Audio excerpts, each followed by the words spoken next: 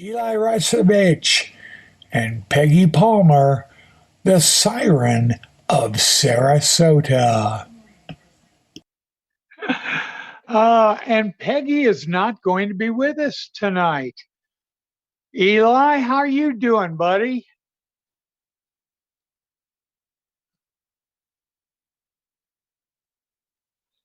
Gracie the Wiener Dog said she'll stand in for Peggy, John. Oh, that's good. That's She's wonderful. wide awake tonight. Wide awake, and let's welcome both of our listeners to Naptown Nation, where we're going to talk sports in Indiana, and not just sports, culture. What'd you have good to eat this past week, Eli?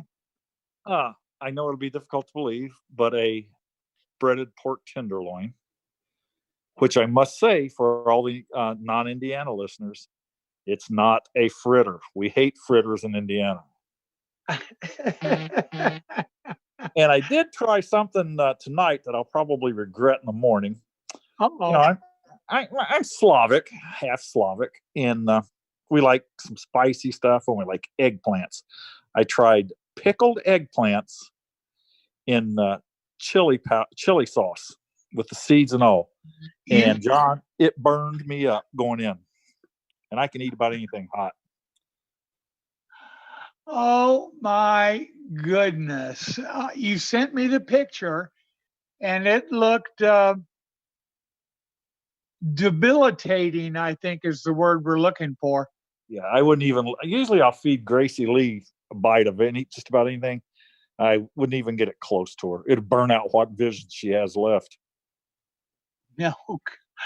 Well, I went down on the corner this afternoon, and there's this little 92-year-old African American lives on my corner, nicest guy from Omaha, and he's going to make me some hog's head cheese. Oh yeah, I've eaten that. It has nothing to do with cheese, I understand. Nope. It's it's basically, and this is an Indiana thing. We don't waste any of the pig in Indiana. My grandparents were from between the wars, Serbia, and I lived on a farm, as you know, and Yep, I can assure you, we wasted nothing off that hog. that's right. That's right. I was stationed in the military out east, uh, near Pennsylvania, and so I got a hankering for scrapple. Oh, I love scrapple. You can't get that out west. For those who are not privy to scrapple, you take a hog's head and you boil it until all the face comes off. And then you grind it up and you mix it up with cornmeal, put some spices in it, and you sort of chill it until you're ready. And then you slice it and fry it up in some butter. Oh my goodness. Yeah, getting it to the right consistency by congealing it's one of the keys to it. It is. It is. And I've seen in Indiana, by the way, uh, over at Cover Bridge Festival, I've seen hogs heads in we're just boiling them away. It's uh, it's interesting, but I love scrapple. Now, hog's head cheese turns out is not a cheese. So that's got me got me a little bit excited, I guess. Excited. Maybe you may be in delirium after you eat it. I might, Yeah. but by the same token, you sent that picture of the jar of unimaginable food that you are partaking of. And thank God Peggy is not on tonight because, as God is my witness, she would call you on that, buddy. That's the reason I've stayed so youthful looking and have all my hair and it's still dark brown at Really? 63, Johns. I eat all that spicy junk no one else will eat.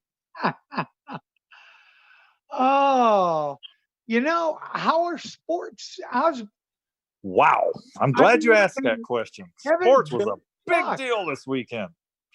With the Yeah, exception of probably Purdue and Notre Dame, college basketball is in a horrible, horrible. horrible swoon here in Indiana. IU loses 4 straight. They're down to 15-8, and I can't see them getting in the tourney. Looking at the rest of their schedule, unless unless the general comes back to coach. Uh, He speaking sure of, does. that's the sports story of the year so It far is. in Indiana sports. I mean, people outside Indiana I don't think quite grasp what he is to that program. It's never been the same since he's gone. I'm not judging right or wrong with the way they let him go or what he did to get let go, but he is Indiana basketball. He's a god in He is, Indiana. and it was so nice to see Gene Katie there with him, Yeah. and they honored them both at the Pacer game at halftime that night. Although I think in a fight, Gene would take him. Well, the thing about Gene, he always struck me as looking like an Undertaker. Oh yeah, Milton the With Monster kind of jaw. with his slick back hair and that Yeah. scowl. He was a heck of a football player. He got a Steelers tryout. Wow. I did not know that. Yeah, they've won 3 in a row, and if you're going to get hot that last third of the season. Yeah. The Irish have won 4 in a row in the ACC. That's good. And But they've won Evansville 4. lost again. They've lost IU or Notre Dame's 15-8. Yeah.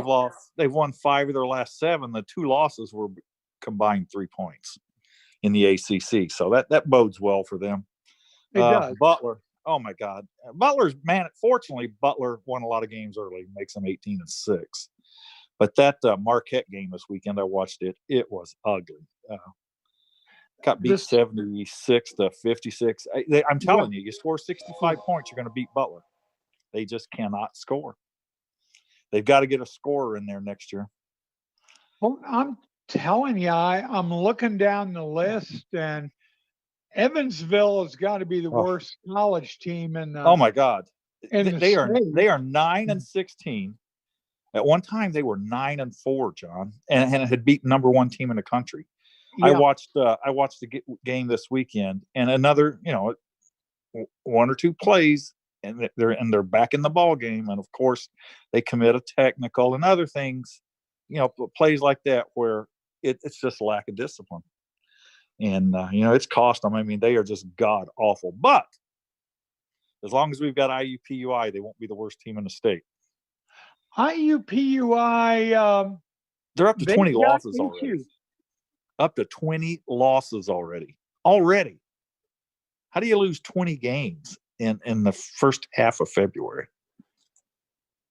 Yeah, and it's not like they are losing to powerhouses.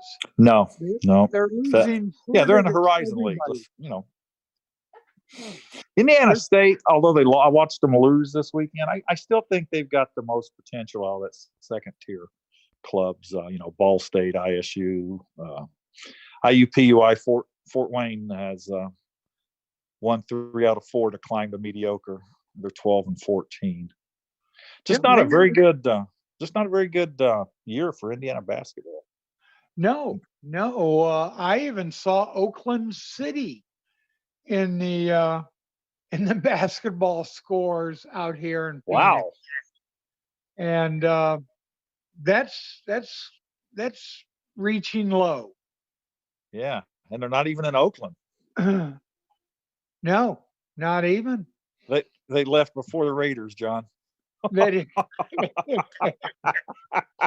And one oh, team I thought was really good, Pacers have lost 5 straight. yeah, And they're struggling with the Nets. I'm watching that right now. They finally took the lead in the fourth. They've, you can't lose to a team like the Nets. They're 5 games below 500. That's the teams you've got to beat at home, because Pacers have the Bucks up next, and odds are they're not going to win that one. right. Hey, I've got an XFL tie-in to Indianapolis. Talk to me about that. That should be good. Do you remember Philip Walker, who went to Temple? He was a quarterback, pretty good little playmaker. Unfortunately, I think they stretched him because they list him at 5'11" on the Houston Roughnecks roster, and I think 5'11" stretching it. No pun. Yeah, because he was on the Colts. Here were the Colts in 2017. Obviously, he didn't have the greatest arm in the world, but Houston, June Jones is the coach. I don't know if you remember him when he was down in Atlanta. Oh, yeah. Ran the run and shoot, and it minimizes Philip Walker's 5'10" height. I'm going to go ahead and call him 5'10". It minimizes it, allows him to get out, make his reads, pull the ball down if he needs to. He threw 4 touchdowns. I think that run and shoot will help him there. I happen to know the receivers coach for Houston. Oh, well, I watched a little bit of every game. Didn't watch any of the full ones, but I watched a little bit of every game. I think Houston looks like they may be, at least after 1 week, maybe the best team. They've got a good core of receivers. AJ Smith from the Buffalo Bills is the receivers coach down in Houston. He and I go way back because he got started in semi-pro football too. Excellent. Yeah, he's in the American Football Association Hall of Fame. And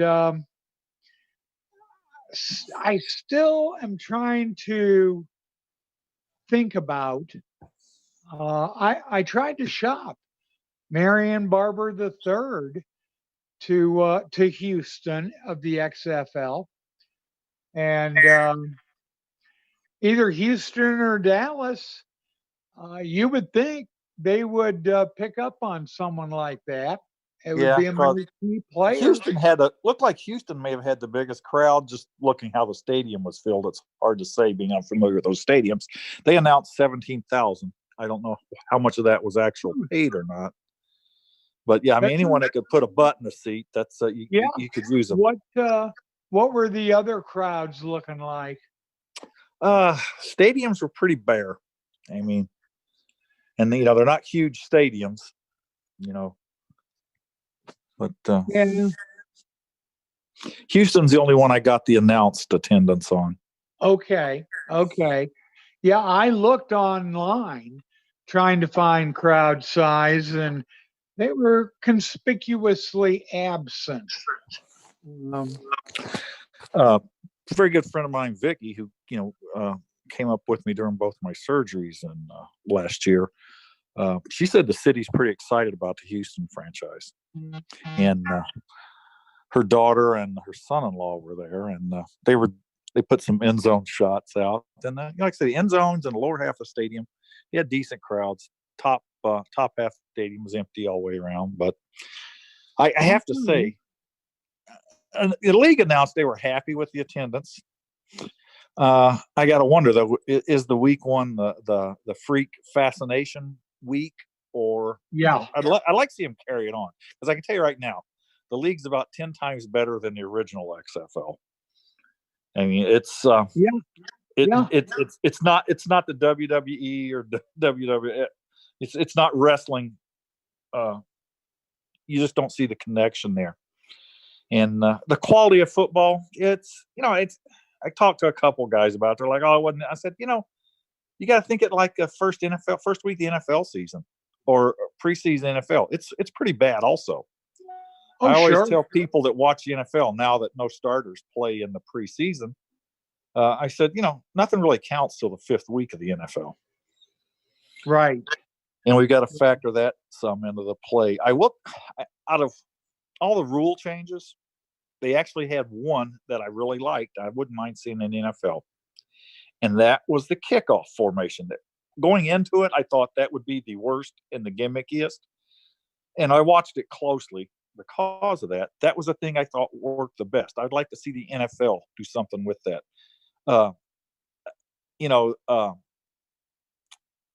They line up on the 30 and 35, I think it is. The ball has to be kicked beyond the 20, and no one can move on the two lines till the guy catches the ball.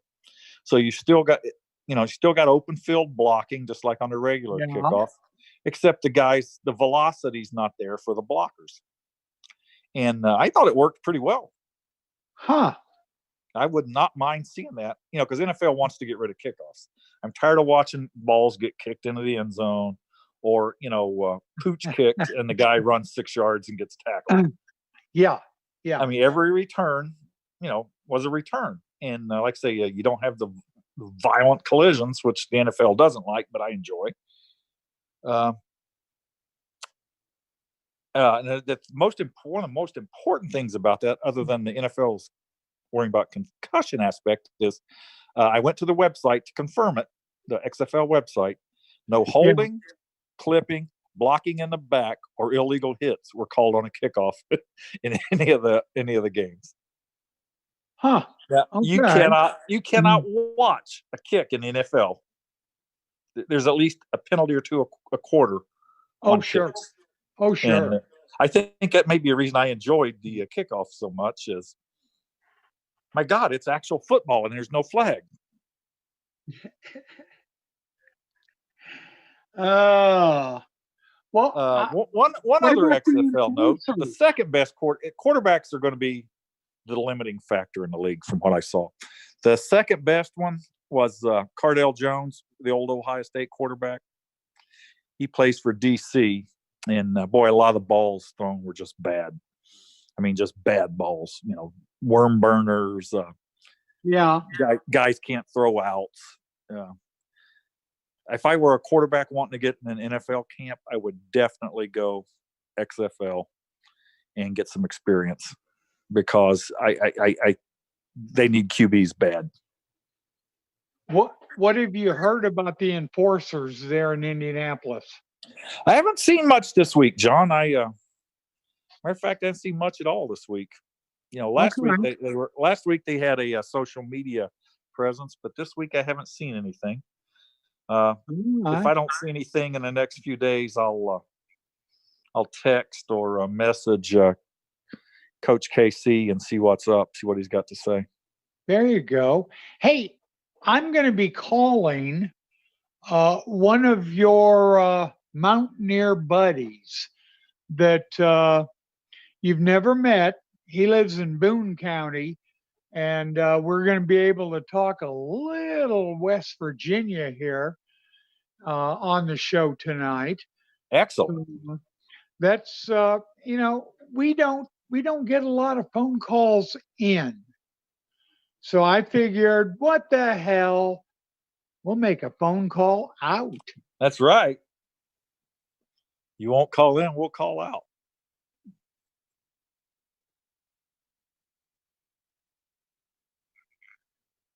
Okay, John, suspense is killing me.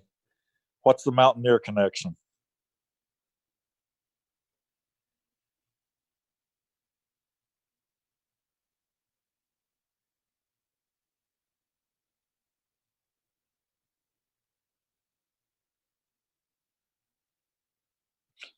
I think John's mic's dead, or his line is.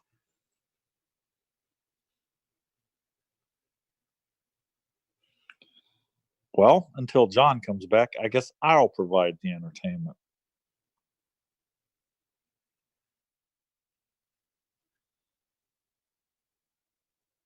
I had a bit of a dead mic there. I'm back.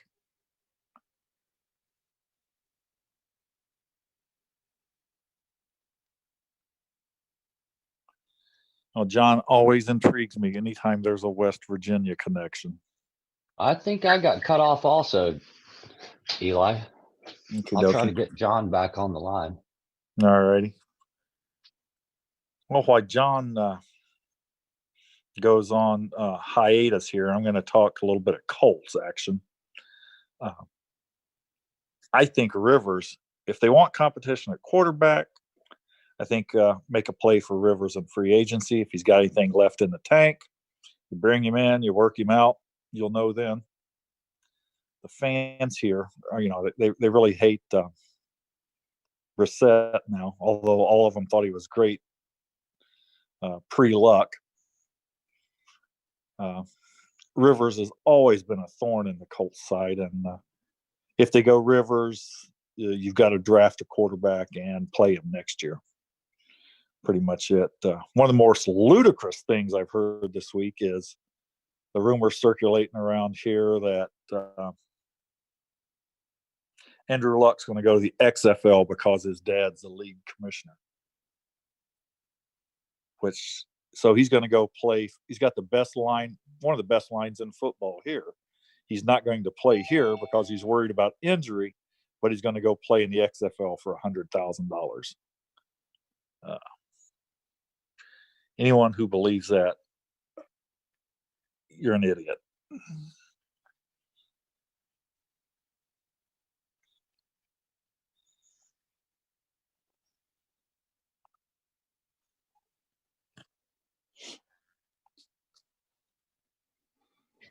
John's trying to come back on, Eli. I see him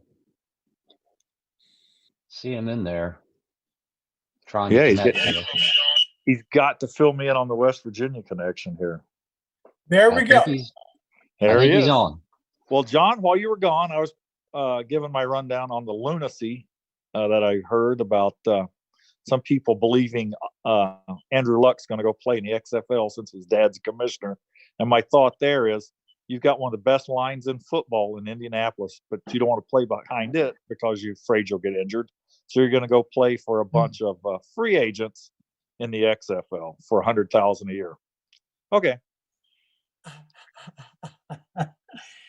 Hey, Eli, we've got Brandon Burns with us from Boone County, West Virginia. Boone County. You're there, Brandon? Yes, I can barely hear you there. Oh, okay. He's on the phone.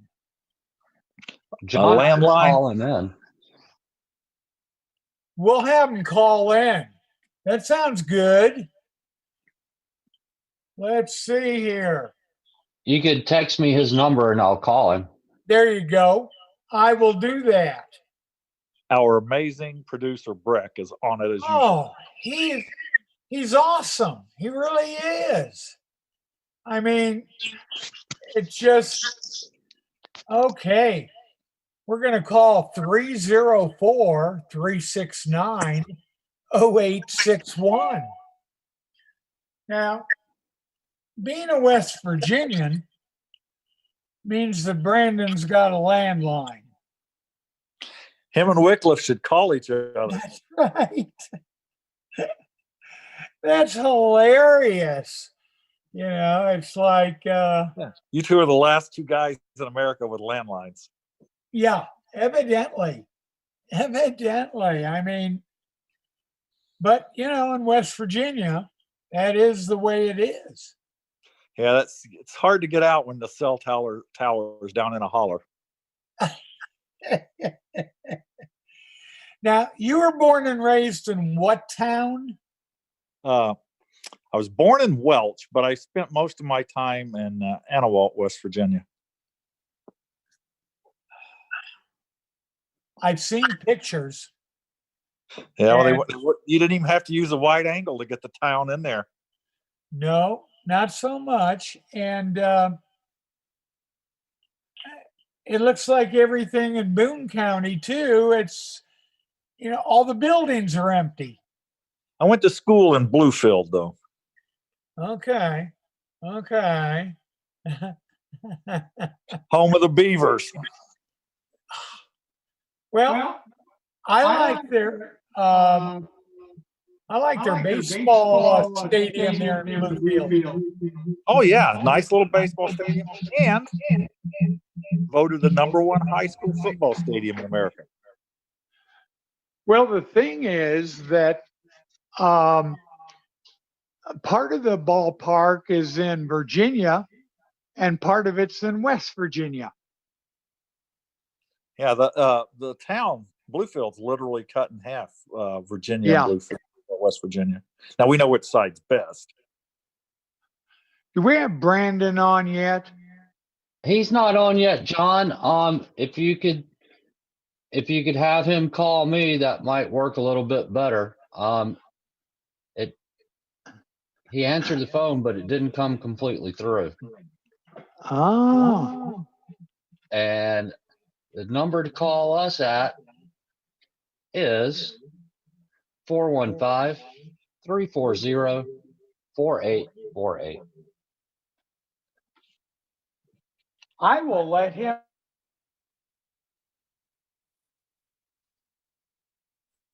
Well, John, while you're doing that, whoa, Gracie, whoa, get over here. John, while you're doing that, I'm going to throw out a little West Virginia fact here for you. There's one town or city in America that's in 3 states. Do you know what it is? Well, I know Kansas City is in 2 states. Weirton, West Virginia is in 3. What would that be? Virginia, West Virginia, and No, it's up north. Of course, I got a brain fart. oh, I do know that little thing of distinction about it.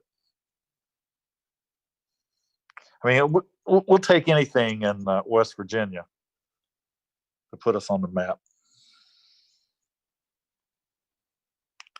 I know one of them is it's because of the Ohio River, so I know it touches, almost said Indiana, Ohio, and West Virginia, and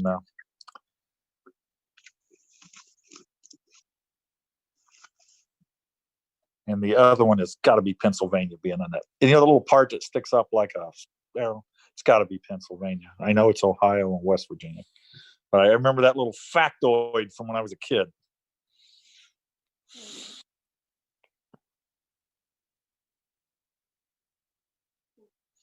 I was from the southern end. The northern half I call civilized West Virginia, and the southern end where I live is where the Ridge Runner hillbillies are from. I think that's why I had such knee problems when I got old, not from playing football to my late 30s. I think it's from walking on the side of mountains.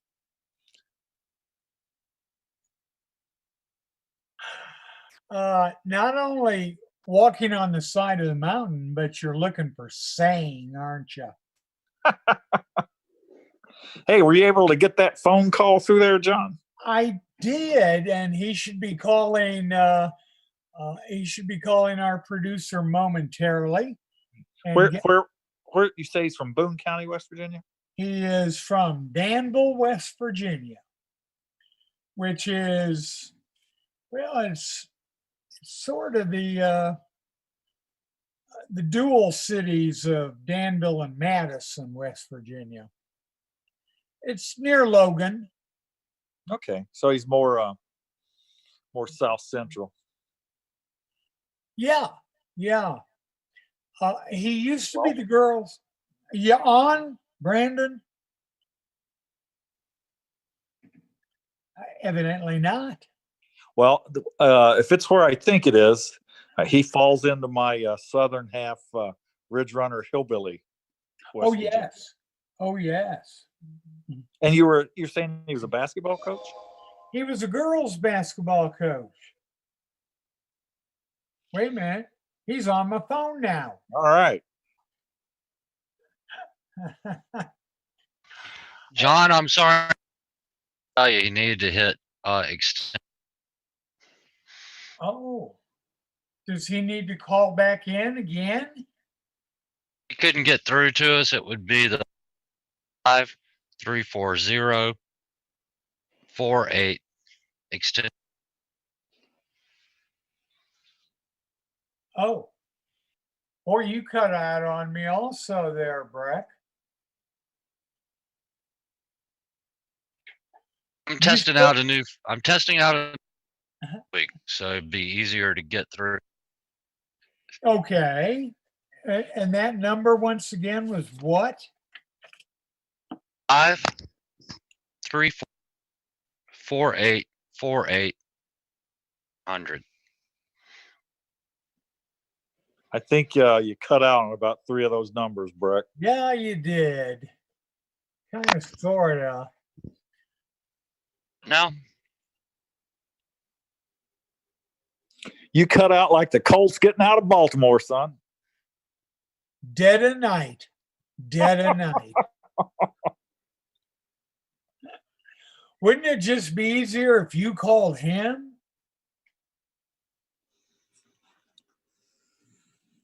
Where'd Breck go? He's off doing producing things. I'm here. I'm trying to call him. He's trying to do what Call he's him right supposed to. You and I are just antagonizing him. Oh yeah, it's we throw these curves at our producer, and sometimes they work, sometimes not so much. Well, if we keep it up, we're gonna land on the unemployment line here, John. Cutting out. I don't know, huh? That's but I think we're the top sports podcast in Indiana. For ages what, 80 and above. It's a niche market. It's a niche market. I tried to. I have a friend. You know where Fairland, Indiana is, right? Oh yeah, I go to a car show there every year. There you go. They're at the casino. Well, she lives in Fairland, Indiana, and I've been after her all day long to do a traffic report on our podcast. Because rush hour in Fairland, Indiana is pretty intense when you've got both cars out there on the road Oh yeah. at the same time. But now that I think about it, and I'm sure most people aren't going to say it's sports, but I'm sure it would be on back in the old '60s days of ABC's Wide World of Sports. We had a big dog show here. I should have taken Gracie the Wiener Dog. I'm fairly mobile now. As a spectator or what? Oh yeah. Gracie's not qualified. And plus, they don't want 16-year-old hags on the show. Yep. Yeah. She's what we call a tweeny weenie. Okay. Her mama was a standard, and her daddy was a miniature. So she's kind of in the middle. Huh. She's got the physique of a standard, but she's small like a miniature. She's real stout. She's short and stout, kind of like me, John. Okay. Brandon was telling me that this past weekend there in Boone County, he went to see a girls' high school basketball game, and the team there in Madison Danville, they lost by 52. Ouch. Well, Brandon used to be the girls' basketball coach. Evidently, he drew a longer straw this season and was excused from having to be embarrassed. So someone else took the reins, and they lost by 52. They just don't have any kids or what? I don't know what the problem is. I mean, I think I've told you my oldest daughter was a really good player, big, tall girl. Yeah. And the other daughter was a good player too, until she tore the end of her shooting finger off. But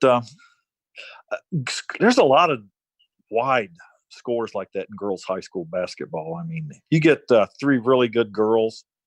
Aaron's team ended up being state champs. You get a team like that, and they would beat some of these teams like 60 points. Well, I lived briefly in Iowa, and girls basketball play in good. Iowa, They play good girls basketball out there. well, they play half court. You're either playing offense, you're playing defense, but it's very interesting. I can remember there would be players that would get 70 points individually in a game. I mean, it was Denise Long was the premier girls basketball player there in Iowa, but they play a different kind of basketball. And very, very high scoring. It's very strange. Now in Indiana, you play basketball on the back of a donkey quite often, don't you? I remember that when I was in grade school. Oh my God, donkey basketball. Donkey Forgotten all about it. basketball. Now, But there's a company that still does that, and they're out of remember they Ohio. put those rubber cups on their hooves? I remember that, so they wouldn't scuff up the court. They wouldn't scuff it up, but they'd poop all over it. Yeah, that'll wash off. It's kind of like a baby's behind. Donkey basketball. That Oh, my is a word. Midwestern thing. I had forgotten all about that. Yeah. I do remember when I was in school, first Indiana girls state championship tournament was the year after I graduated. But prior to that, when I was in school, schools played the old Girls Athletic Association rules. No fast breaks. Basically you walked the ball down. You couldn't press. Then when we got to tourney and they went to basically the boys' rules, it really opened things up. And I really enjoy watching women's collegiate basketball. Well, here's the most incredible sport that I experienced in Indiana. I was an umpire for an entire 2 seasons of kickball. Oh, especially if you're Catholic, girl. That's right. And they play kickball, or they used to in Indiana, all the way into high school. And I would umpire games where the final score would be literally 2-1. Or you would play the ball off the side of the Catholic school building. Because you'd have just about enough room for an infield per se. Oh yeah, they would always paint the infield on the parking lot. That's right. And I'm telling you, some of those pitchers, they could curve that kickball to unbelievable heights. Basically, it was interesting. Speaking of They courts took on it very buildings. seriously. Oh yeah, like say, I'm Orthodox. So I was around a lot of Catholic kids, and kickball. It's kind of like wrestling in Catholic schools.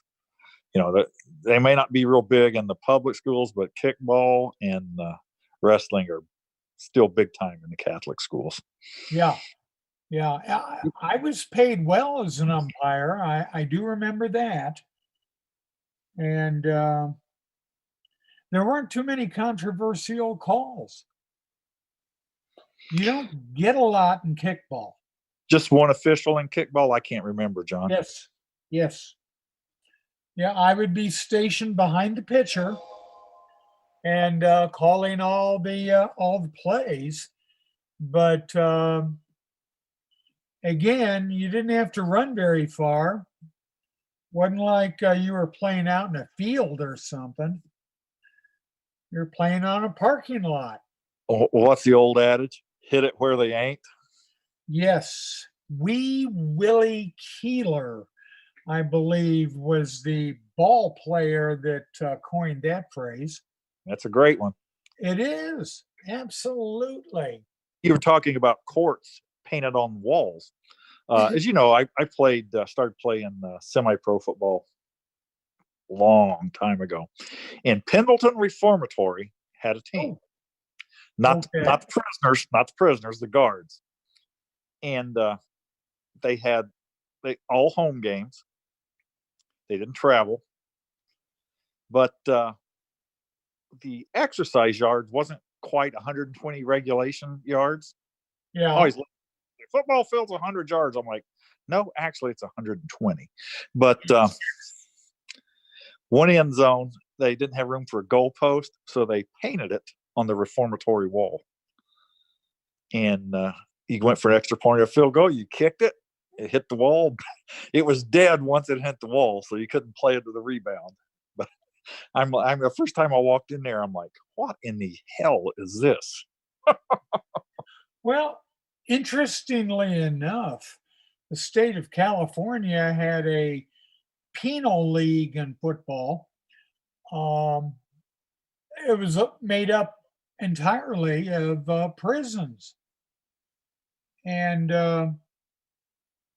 I don't know how that worked. Now, was it prisoners or again, like we played the guard Nope. staff? It was Prisoners. prisoners. Yeah, I'm curious to wonder how travel teams worked. Yeah, that sort of stumps me. You know, because it would look kind of weird having guys walking up and down the sideline with riot guns. It would. You know, It if I were a would. receiver, I just tell a quarterback, I'm going deep and make a butt break for the gate. Yeah. Well, I was in line to be playing, taking a team into the Q, San Quentin, to play baseball about 3 years ago. We'd gotten the approval to bring a team inside the walls of San Quentin. And evidently, that is an experience that, as an athlete, you never, ever forget. I played on a travel basketball team when I was young, and we actually played a couple of Indiana reformatories. Yeah. And fortunately, most of our guys were also football players because that was a rough league. I mean, those guys Yeah. were in great shape. They didn't have anything else to do except work out and run. And man, it was rough basketball, but they had some pretty vicious guys. And we had some, like I say, most of us were football players also, so we'd hit them back. But they had one guy on the team. We played him like 3 or 4 times through the years, and he was always so nice, so polite. He was just one of the nicest people I've ever met. And it was always like, no, sir, yes, sir. And I'm like, man, this guy, what's this guy in for? So I asked one of the guards, I said, hey, his name was Truck something. I said, what? And I guess he was a Indiana All-Star at one time. I said, what's Truck in here for? And they go, he killed his mom when he was 16. And I'm like, oh. Yeah, it sort of takes Yeah. your comments away He, very quickly. He just, and I talked to him about it the next time we played him. And I said, hey, do you mind talking about this? And he just said, he just snapped and said, and it just goes to show you what a moment's anger can do. I mean, he was really good. He was up from the region. Yeah. And they talked about him like, yeah, this kid, he was. They literally tell me he was going to be D1 talent. And they play good ball in the region. You got the Chicago connection going on up there. Sure. Yeah, I always wonder, just that, that 2 seconds, 3 seconds of that he lost himself. And then he spends 15 years in pen. Well, of course, Pendleton is the alma mater of John Dillinger. Young Dillinger. Who, as we have discussed on previous shows, played minor league baseball one summer. Yeah, he was always stealing home, John. Oh, funny. No, his his baseball nickname was Rabbit, and he played for the Mooresville Athletics. And he didn't make a lot of money. Figured he'd make more robbing banks. Yeah. And he was correct on that assumption. He's buried not too far from where I live. That's correct. He's at Crown Hill Cemetery. Highest point in the city, Crown Hill is. When I was in high school, I think I mentioned this, I used to take dates for picnics on John Dillinger's grave there at Crown Hill. Yeah. My wife just walked by saying, I'm glad it wasn't me. So that's one frosty response. But, if you're going to do something, be memorable at it. No. That's the way I'm looking at it. Yeah. Speaking of Dillinger, I went to I've got my GTI that I enter in car shows. 25 Yeah. awards last year, I might add. It won an award at a Dillinger show. It Really? was voted best getaway car. It's Nice. the Carol's Adventures Roxy's Memorial Banking with Dillinger show. Oh She's my. an author, and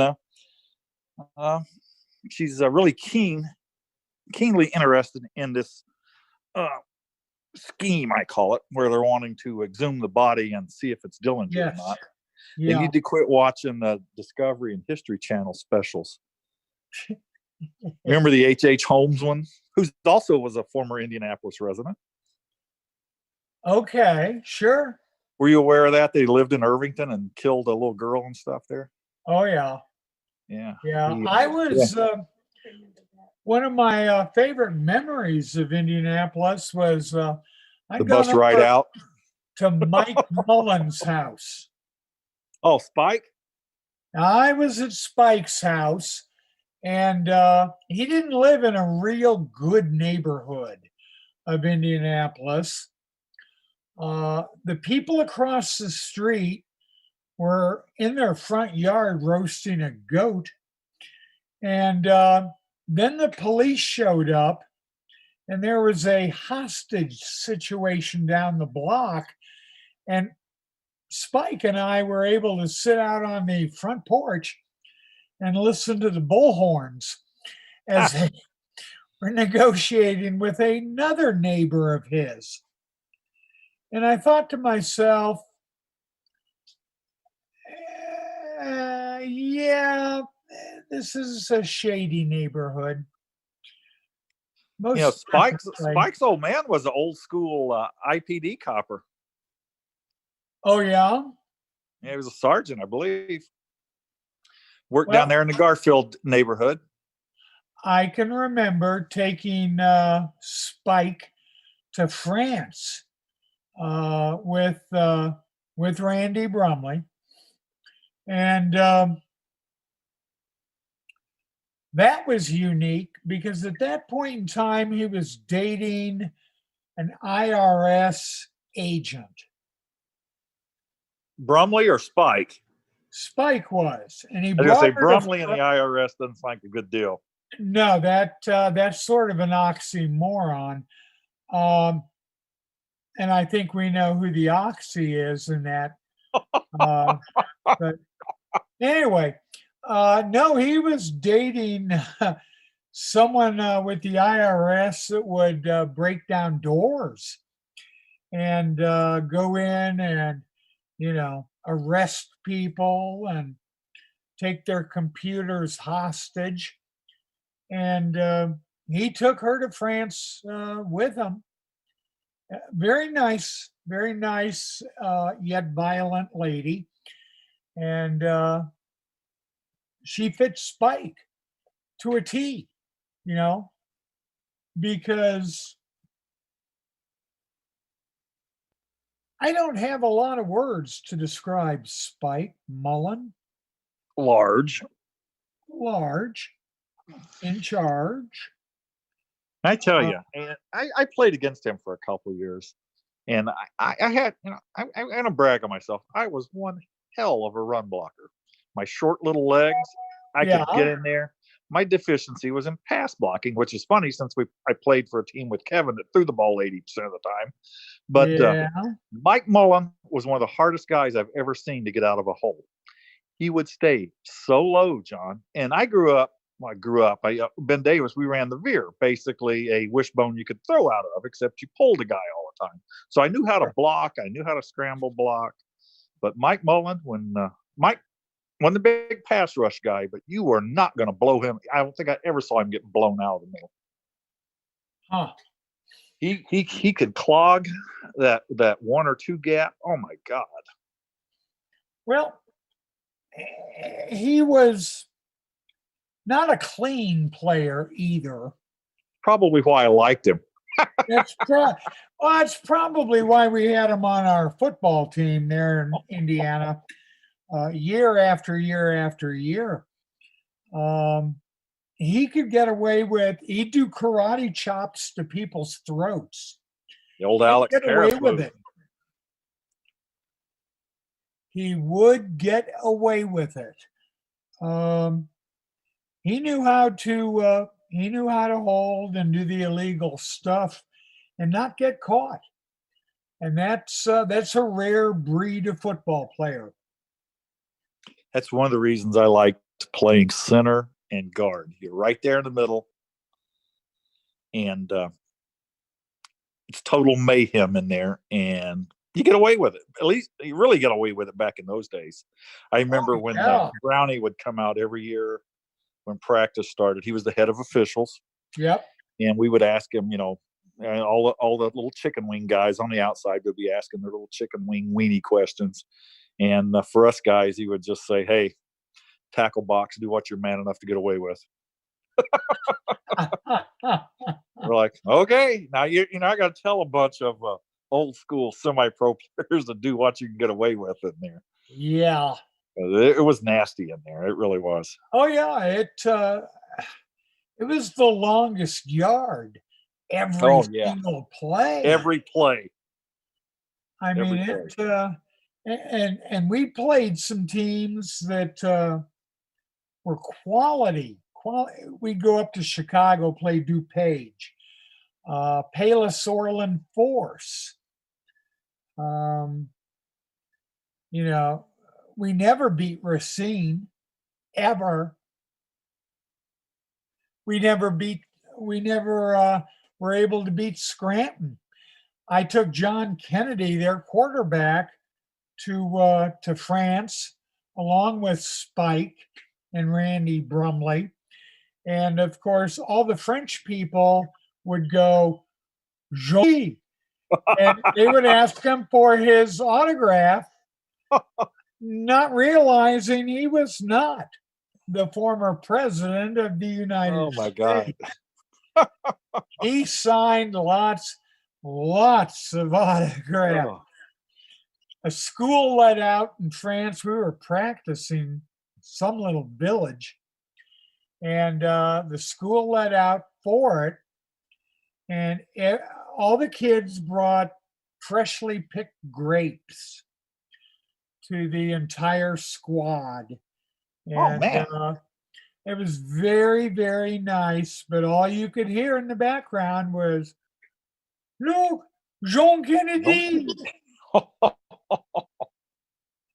And he probably got writer's cramp by the time the trip to France was over, because that was one name they could actually identify.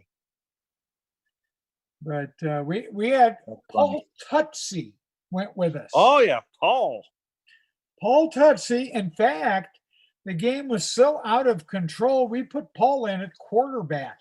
Oh my God. And he's a kicker. He was a damn good straight on kicker. He was a good kicker. He's just 15 years too late. Yeah. He could have played. He could have done well in indoor football. Oh yeah. He was accurate, Absolutely. plenty of leg. Plenty of leg, but we put him in at QB for the fourth quarter of that game against the French national team. And he did not embarrass. He didn't.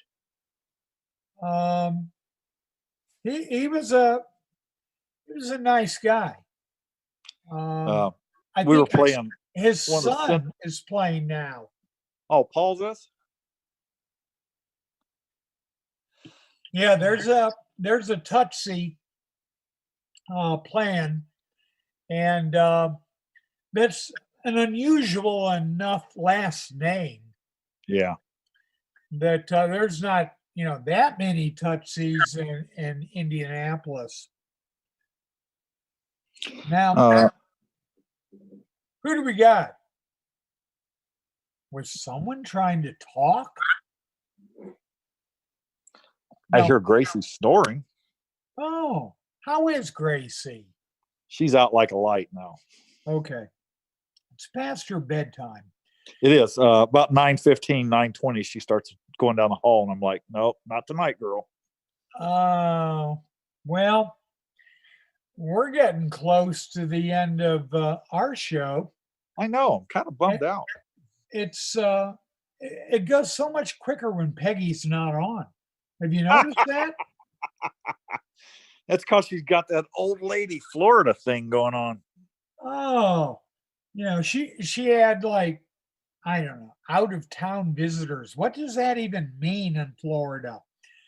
That means instead of Sarasota, they're coming in from Orlando. What? Yeah, Tallahassee. Yeah. It's a different breed. Yeah, it's out of town company means just somewhere else in the state of Florida. They're probably carny people or grifters. That's what she's dealing with Man, tonight. she is going to beat us when she gets back. Oh, yeah, probably. But she's looking at coming out to Arizona, like in March or April. Excellent. That'll be a good time had by all. And next week we're going to try to master the art of calling into our show, because not so well tonight. Not so well. Yeah, And, baby steps. Yeah, it's what can you say? What can you say? All right, Eli, tell me your favorite set in Indiana Hoosier television show. Television show. Erie, Indiana. There you go. I like Erie. That was a good one. Most people say the Stranger Things, but I like Erie, Indiana better. Yeah. So, and then for West Virginia, I don't think any TV show captured West Virginia accurately. Well, I'm pretty sure, I don't know if they ever said it, or not, I'm pretty sure Jed Clampett was from West Virginia. I'm pretty sure the Clampetts probably moved from West Virginia. Yeah. Correct. I've read some unconfirmed stuff that they were from West Virginia. So, I know one. I got it. I know it. It's in the storyline. Real McCoys were from West Virginia. Were they really? Yes, sir. Yeah, Walter Brennan. Very first episode I watched the other day. They were from West Virginia. Be darned. Yep. So The there we go. Real There's my West McCoys. Virginia connection. There you go. All right. Until next Monday, when we do all this again. I'm John Guy. And I'm Eli Racevich with Gracie the Wiener Dog. And we wish you a very happy week. Bye-bye now. See you guys next week.